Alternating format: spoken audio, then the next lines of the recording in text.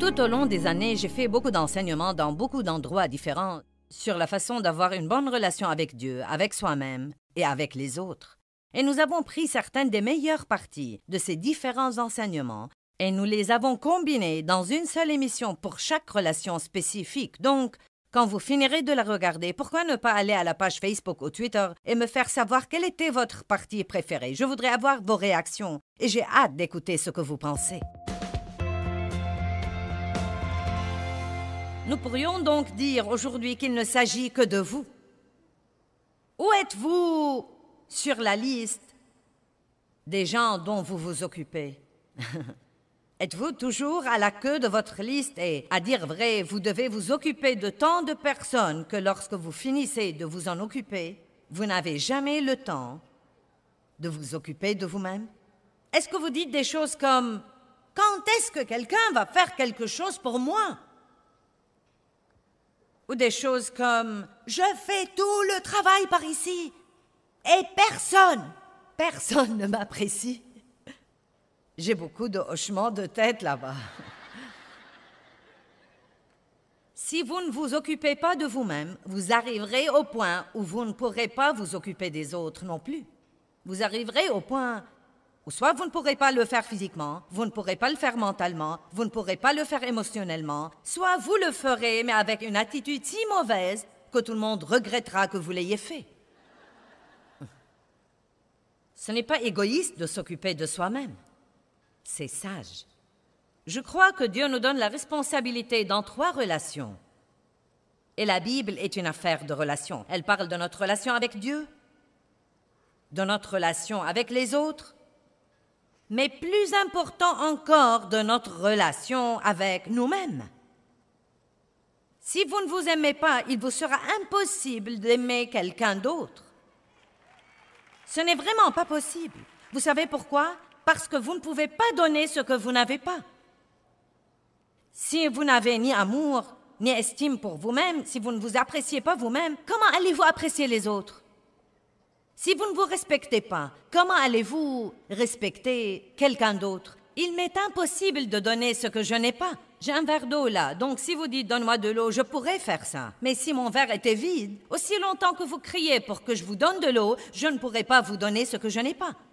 Et j'ai essayé pendant des années d'être une personne aimable. Et je ne savais pas quel était mon problème parce que je voulais sincèrement obéir à la Bible qui dit d'aimer les autres. Et je continuais à échouer et à échouer et à échouer. Et je me suis finalement rendu compte que je ne m'aimais pas. Je n'étais pas miséricordieuse avec les autres. J'étais dure et insensible et critique et imbue de moi-même. Je ne pouvais pas être miséricordieuse parce que je n'avais pas encore reçu la miséricorde de Dieu pour moi. J'étais trop dure pour moi-même. Si vous êtes trop dur pour vous-même, vous serez trop dur pour les autres. Si vous exigez la perfection de vous-même, vous exigerez la perfection de tous les autres. Donc, si vous n'avez jamais fait ça, vous devez faire une pause dans votre vie surchargée et vous devez découvrir le fin fond de votre relation avec vous-même. Est-ce que vous vous plaisez? Vous vous aimez? Vous vous appréciez? Vous vous respectez? Est-ce que vous faites des choses pour vous-même? Est-ce que vous répondez à vos besoins légitimes sans culpabiliser? Parfois, si nous faisons quelque chose pour nous-mêmes, il y a ce petit démon qui traîne dans notre espace et nous oblige à culpabiliser pour l'avoir fait. Eh bien, tu aurais pu donner cet argent, tu n'avais pas besoin d'une autre paire de boucles d'oreilles, tu aurais pu faire ceci, tu aurais pu faire cela. Pourquoi tu es allongé pour regarder ce film? Il y a toujours du travail à faire. Allez, n'est-ce pas que je dis la vérité?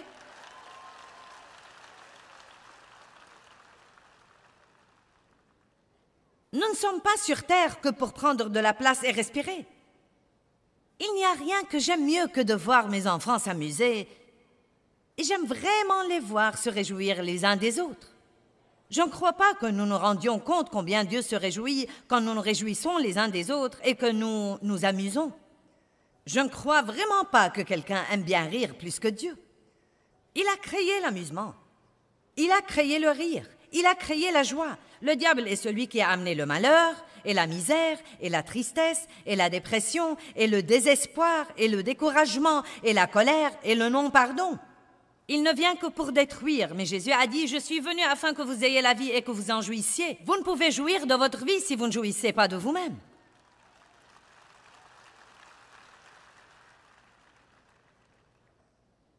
Combien d'entre vous ici ce soir ne s'estiment pas comme il faut?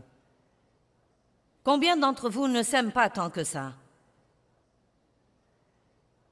Maintenant, j'ai un tas de ça, vous savez. Il faut dire la vérité.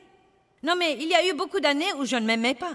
Je n'aimais pas ma voix, je n'aimais pas ma personnalité, je n'aimais pas mes cuisses, je n'aimais pas ceci, je n'aimais pas cela. Eh bien, vous devez vraiment faire la paix avec vos cuisses parce que les cuisses que vous avez sont les cuisses que vous avez.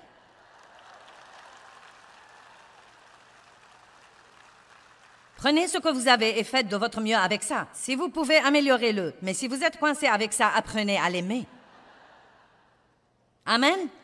Ça ne vous servira à rien de regarder les autres personnes. « Oh, si seulement j'étais comme toi, si j'avais tes cheveux, si seulement je pouvais chanter comme ça. » Vous n'avez pas ça. Point final. Ça ne va pas arriver. Apprenez à vous aimer.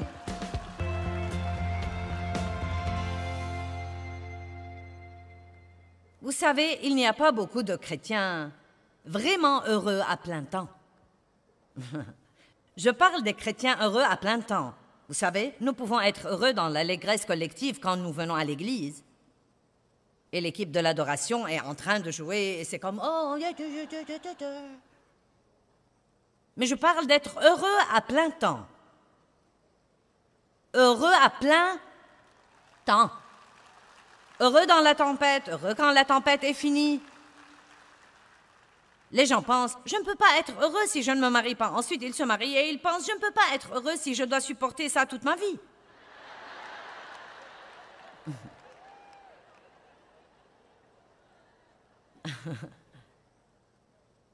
Vous savez ce qu'on dit? Les célibataires sont tristes et les mariés sont fâchés. Eh bien, je ne peux pas être heureux. Sans enfant, je ne peux pas être heureux. Oh, si cet enfant ne grandit pas et sort de cette maison, je ne peux pas être heureux.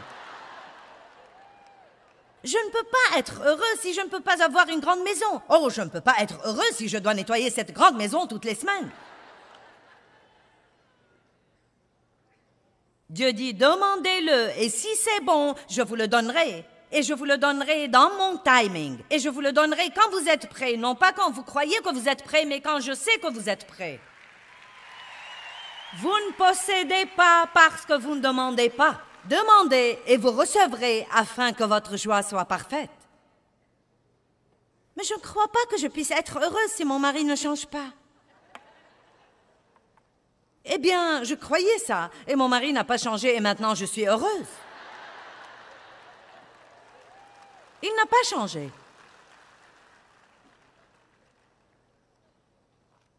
Non, mais il n'y avait pas grand-chose qui n'allait pas chez lui. C'était moi qui avais le problème et je croyais qu'il devait changer pour que je puisse être heureuse. Et quand j'ai finalement découvert que je devais prendre la responsabilité de ma propre joie et arrêter d'essayer de donner à quelqu'un d'autre la tâche de me faire plaisir, une des raisons pour lesquelles j'étais malheureuse est que j'étais résolue à être le genre de personne que Dieu voulait que je sois, mais j'essayais en réalité de faire ça toute seule. Je ne connaissais pas, vous ne possédez pas parce que vous ne demandez pas. Maintenant, s'il y a quelque chose qui se passe en moi, qui doit être changé, je demande simplement à Dieu de me changer. Je ne lutte pas avec ça. J'étudie la parole et je demande à Dieu de me changer. Je n'essaie pas de me changer et essaye de me changer et essaye de me changer et essaye de me changer. Je n'ai pas le temps de faire la danse pour amener tout le monde à m'aimer. J'ai essayé ça dans les quelques premières années et ça tue. Donc, j'ai finalement décidé, Dieu, il va falloir que tu les amènes à m'aimer parce que c'est ce que je suis, c'est fini. Et je ne peux pas essayer de faire les choses d'une façon pour vous et d'une autre façon pour vous et d'une autre façon pour vous. Donc, je crois que Dieu me donne la grâce. Priez pour des portes ouvertes. Priez Dieu d'ouvrir des portes que vous ne pouvez pas ouvrir et de fermer des portes qui doivent être fermées et que vous n'êtes pas prêt à fermer. Vous m'avez entendu? Ne priez pas Dieu juste d'ouvrir des portes, priez-le de fermer des portes dans votre vie qui doivent être fermées. Commencez à être honnête avec Dieu. Commencez à être responsable devant quelqu'un et confessez des choses et demandez la prière. Ouh! Vous allez exaspérer le diable quand vous faites ça, parce qu'il veut que vous mettiez un masque artificiel sur votre visage, le Seigneur soit loué. Alors que dedans de vous, vous êtes presque détruit. C'est incroyable ce que nous faisons quand nous cachons des trucs. Ne jouez pas au plus fin les uns avec les autres. Vous n'êtes pas obligés d'être parfait toute la semaine. Comment a été ta journée hier? Eh bien, j'ai mal agi toute la journée hier. Vraiment mal. Mais je suis content que Dieu soit miséricordieux et qu'il soit prêt à me pardonner. Je lui en ai parlé. Il m'a pardonné. Et vous pouvez prier pour moi aussi, car j'ai besoin de toute aide. Amen. Et non pas, comment étais-tu hier? Très bien. Amen.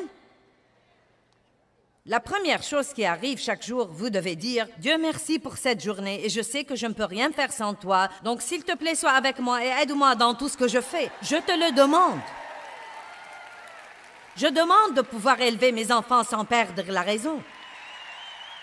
Je demande de conduire dans le trafic pour aller au travail sans me fâcher et faire des choses odieuses.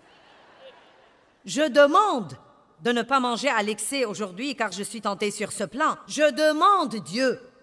Nous devons demander. Il y a une puissance incroyable, incroyable dans la prière. Quand un homme juste prie, une puissance énorme devient disponible. Vous dites, eh bien, c'est mon problème, je ne suis pas un homme juste. Si vous êtes régénéré, vous êtes juste devant Dieu par le sang de Christ. Peut-être que vous ne faites pas tout comme il faut, mais croyez-moi, vous êtes juste devant Dieu. Combien d'entre vous culpabilisent dans votre vie et c'est un lourd fardeau et vous en avez par-dessus la tête et vous voulez apprendre à vous en libérer? Eh bien, j'avais un problème énorme, énorme, terrible avec la culpabilité dans ma vie. Et je peux dire ici aujourd'hui que bien que ce fût un combat énorme et qui a exigé beaucoup d'études, j'ai été délivrée, complètement délivrée de la culpabilité. Or, cela ne veut pas dire que si je fais quelque chose de mauvais, je n'ai pas du chagrin à cause de mon erreur. Je ne veux pas faire de mauvaises choses. Je n'aime pas du tout sentir que j'ai offensé le cœur de Dieu. Mais je crois qu'il y a une différence entre avoir du chagrin saint pour avoir offensé le cœur de Dieu, admettre ça, en discuter tranquillement avec Dieu, obtenir son pardon et aller de l'avant, c'est une chose différente de porter toujours ce terrible fardeau de culpabilité et de le laisser vous rabaisser et vous voler votre vie jour après jour après jour après jour. Jésus a fait tout ce qu'il devait faire. Il attend que nous le croyions. Et je vais vous montrer la preuve dans la parole de Dieu aujourd'hui. Comme quoi, il nous a non seulement pardonné nos péchés, mais encore ôté la culpabilité. Et c'est à nous de le croire ou non et d'arrêter de vivre d'après nos sentiments et de commencer à vivre d'après la parole.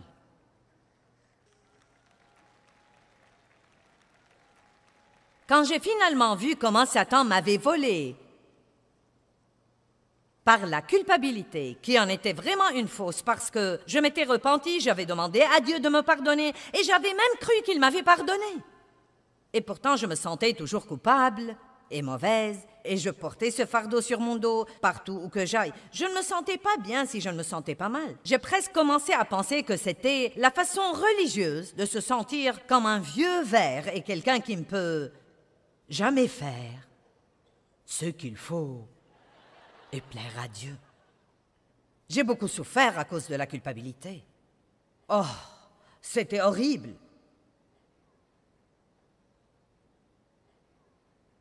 Je me levais, je désirais que ce soit le temps de dormir, et je dormais et je désirais me lever. Parce qu'il était toujours là. Il rôdait. Tu n'as pas. Tu n'es pas. Tu aurais dû. Tu n'aurais pas dû. Tu devais savoir mieux. Tu l'as fait encore une fois. Tu ne seras jamais gentil. Pour qui te prends-tu pour prêcher les autres? Eh bien, je vais exaspérer tous les démons religieux en disant je suis debout ici devant vous aujourd'hui et je n'ai pas une once de culpabilité pour quoi que ce soit.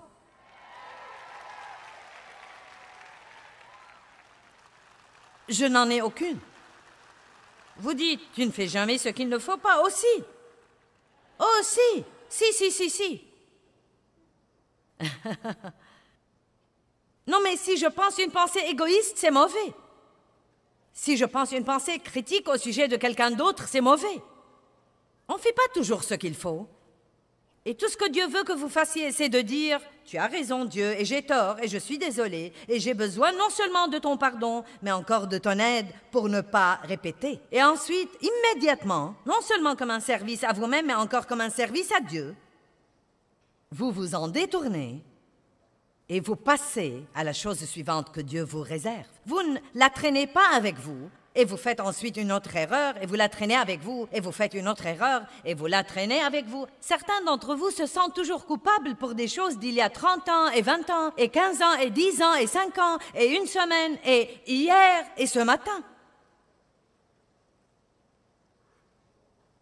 Allez, la Bible nous enseigne que Jésus-Christ est notre remplaçant, et que nous sommes cohéritiers avec lui, et que tout ce qu'il a souffert pour triompher, toute victoire qu'il a remportée pour nous, quand il a pris le péché à la croix et est mort là avec ça, à ce moment-là, le péché a perdu sa puissance sur quiconque croirait vraiment en Jésus-Christ, car ce que Dieu a vu ce jour-là sur la croix, en Christ, il a vu chaque personne qui croirait en son Fils unique, Jésus-Christ, et se fierait à lui pour son salut.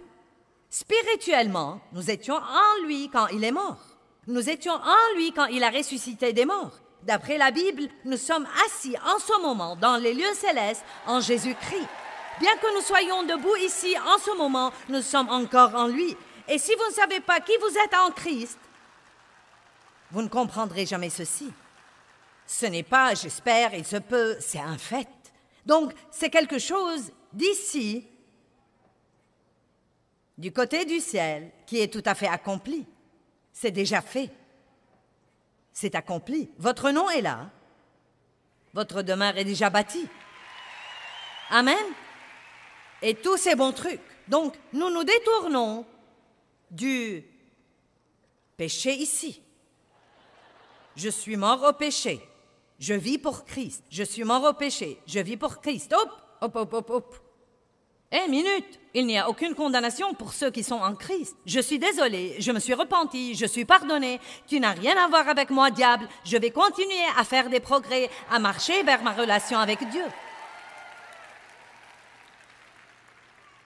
Mais ce qui arrive normalement, c'est que les gens sont coincés quelque part et ils arrêtent de grandir et ils n'ont jamais la joie que Jésus veut qu'ils aient pendant qu'ils sont ici.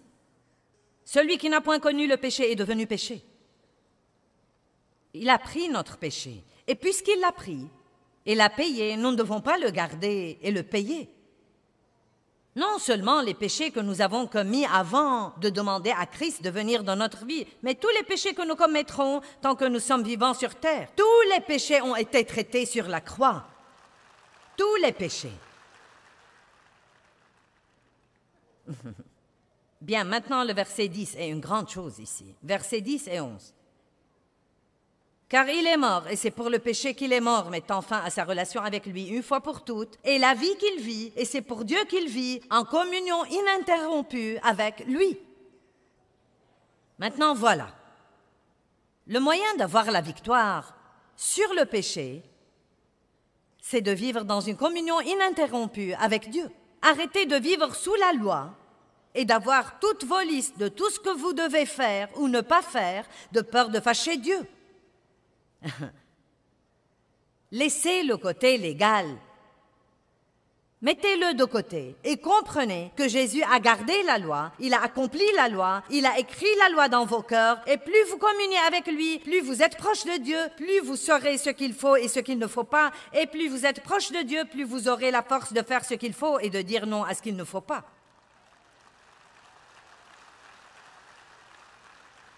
Mon Dieu, si jamais nous saurions ce qu'il a fait pour nous. C'est difficile à comprendre parce que Satan est là.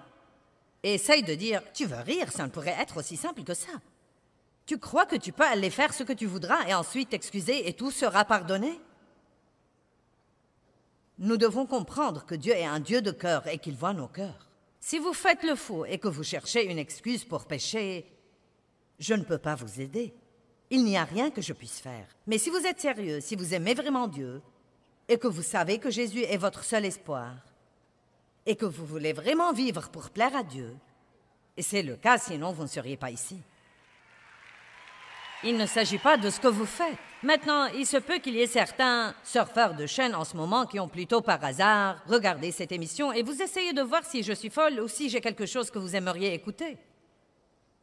Et je ne sais pas où vous en êtes, mais croyez-moi, si vous aimez Dieu, si vous avez reçu Christ comme votre sauveur, et si vous voulez vraiment vivre la vie que Jésus est mort pour que vous viviez, vous n'allez jamais faire ça si vous êtes accablé de culpabilité tout le temps à cause de tout le mal que vous auriez jamais fait. Il n'y a aucun mal que nous avons fait que Dieu ne puisse pas réparer par le sang de Jésus-Christ. Rien. Vous êtes-vous jamais lassé de travailler sur vous-même ou jamais demandé pourquoi plus vous faites de gros efforts pour ne pas faire quelque chose, plus vous le faites? J'écoutais un message au sujet de ne pas trop parler ou dire de mauvaises choses et j'ai décidé, c'est fini, je vais rentrer à la maison et je vais fermer ma bouche et je ne vais pas dire une seule chose, car si je ne dis rien, je ne peux pas m'attirer des ennuis. Eh bien, la chair passe toujours d'un extrême à l'autre. Je parlais trop et ma solution humaine à ça était de ne plus parler. Et nous savons que ça ne marche pas. Donc, quand tout le monde a voulu savoir ce qui n'allait pas chez moi, cela m'exaspérait, car je pensais, vous n'aimez pas que je parle, vous n'aimez pas que je ne parle pas, quoi que je fasse, je ne peux pas plaire aux autres. Quelqu'un comprend de quoi je parle? Je ne comprenais pas que le changement vient de l'intérieur vers l'extérieur. J'essayais toujours de me changer de l'extérieur. Ce que je devais faire était de dire « Dieu, tu sais, j'ai été convaincue par ce message, j'ai vraiment un problème sur ce plan, mais je ne peux pas me changer, Dieu, j'ai besoin que tu me changes toi-même. Je me fie à toi, Dieu, pour me changer. J'ai besoin de grâce, Dieu, de grâce et de plus de grâce pour m'aider dans cette situation. » Et ensuite, quand j'ai totalement compté sur Dieu, j'ai eu accès à sa puissance par ma foi, et ensuite, tout à coup, j'ai remarqué, « Wow! Je change! Je ne sais même pas comment c'est arrivé. Je ne suis plus en train de dire des bêtises comme avant. Wow! Ce doit être Dieu! » Et c'est ce qu'il veut. Galates chapitre 3, verset 5.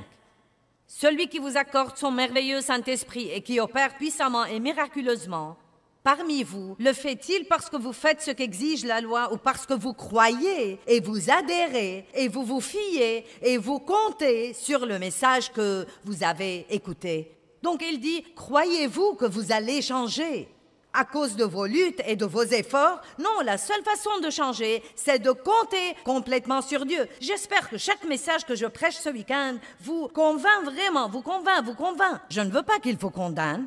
Je veux qu'il vous convainque, mais je ne veux pas que vous rentriez à la maison pour essayer de changer. Je veux que vous rentriez à la maison et commenciez à prier au sujet de ce que vous avez écouté et à dire, Dieu, j'ai besoin que tu travailles ça en moi. Et l'autre chose que je veux que vous fassiez, c'est de continuer à étudier dans les domaines où vous recevez la conviction. Allez à la parole et allez au Saint-Esprit. Ne vous embarquez pas dans les œuvres de la chair pour faire que les choses se produisent. Allez à la parole, allez au Saint-Esprit et dites, Dieu, je ne peux pas faire ça sans toi.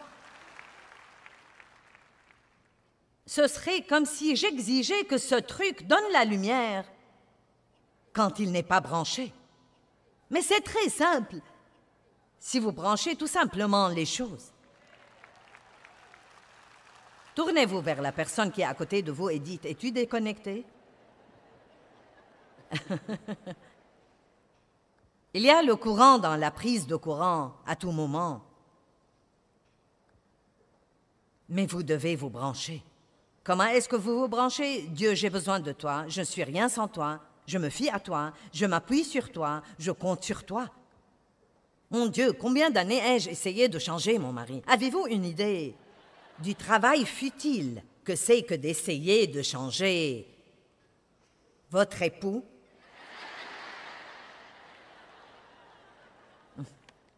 Non, mais parlez de quelque chose qui vous épuise, mes chers, et ça y est. Je reste à la maison avec nos enfants toute la semaine et ensuite tu viens et tout ce que tu fais, c'est de jouer au golf et de regarder ce sport à la télé. Et moi? Je ne pensais pas au fait qu'il travaillait toute la semaine. Et ceci était quelque chose qu'il aimait. Et d'ailleurs, je n'étais pas aussi agréable pour qu'il passe le temps avec moi. C'est la vérité, je ne l'étais pas. J'étais casse-pied et manipulatrice et autoritaire et égoïste et égocentrique. Oui, j'étais exactement comme ça jusqu'à ce que Dieu s'est saisi de moi. Et pas seulement ça, j'allais à l'église comme ça tout le temps. Et aller à l'église ne m'a pas du tout changé. Allez à l'église autant que vous voudrez. Ça ne veut pas dire que vous allez changer. Vous changez quand vous commencez à prendre la parole au sérieux et quand vous commencez à crier à Dieu et à dire « ça ne me satisfait pas de rester comme je suis ». Je sais que Dieu a changé ma vie et que je ne suis rien sans lui. Nous sommes la tête et non la queue, en haut et jamais en bas. Nous sommes hardis et intrépides et confiants et nous n'allons pas laisser le diable gagner. Allez maintenant, levez-vous tous et louez Dieu.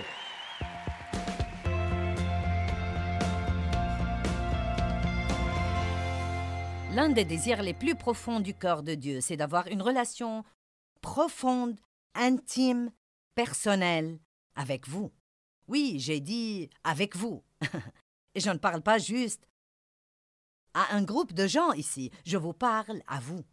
C'est la raison même pour laquelle Dieu nous a créés. Pas seulement ça, il veut aussi que nous apprenions à avoir une bonne relation avec nous-mêmes. Que pensez-vous de vous? Vous vous aimez? Êtes-vous contre vous? Est-ce que vous vous méprisez? Est-ce que vous vous rejetez? Ou avez-vous une relation saine avec vous? Est-ce que vous attachez une grande valeur à ce que Dieu a fait en vous créant? Vous savez, tout ce que Dieu a créé, il l'a regardé et il a dit « c'est très bon ». Et cela veut dire « vous ». Oui, nous faisons tous ce qu'il ne faut pas, mais vous êtes une bonne personne au très fond de vous et Dieu veut avoir une merveilleuse relation, une relation intime avec vous. Et à ce moment-là, nous pouvons apprendre à aimer les autres d'une façon saine et vivifiante.